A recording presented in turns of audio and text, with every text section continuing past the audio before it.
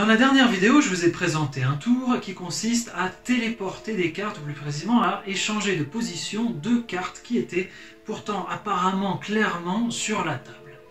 Alors comment on fait ce tour? Comme vous voyez, on peut commencer par mélanger les cartes, c'est pas un problème, l'essentiel étant de ne pas toucher aux trois premières. Ces trois premières cartes sont préparées, tout le reste n'a aucun intérêt. Ces trois premières cartes, c'est quoi? Joker, la carte, peu importe, en question qui est censée être la vôtre, et à nouveau un joker. Alors si vous avez deux jeux de cartes exactement identiques, au lieu des deux jokers, vous pouvez prendre deux cartes identiques, ce sera encore plus fort. J'ai fait ce tour avec les deux jokers pour faire le plus simple possible si vous n'avez à disposition qu'un seul jeu de cartes. L'important ici, quand vous montrez la première carte, c'est en fait de montrer la deuxième. C'est-à-dire que si vous montrez la première, vous allez montrer le joker. Donc ça ne marche pas. Si vous montrez la deuxième, comme ceci, mais que vous faites croire que c'est la première, et bien vous avez déjà fait la moitié du travail.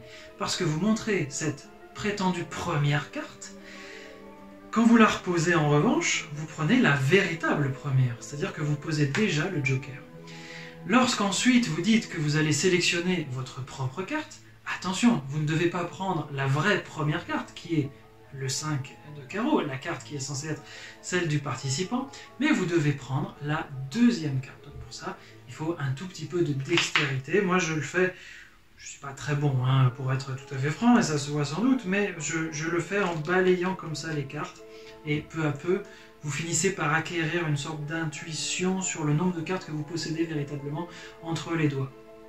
Et donc, vous montrez cette prétendue deuxième carte, cette prétendue donc deuxième carte de l'ensemble du paquet, première carte du paquet restant, qui est donc le joker.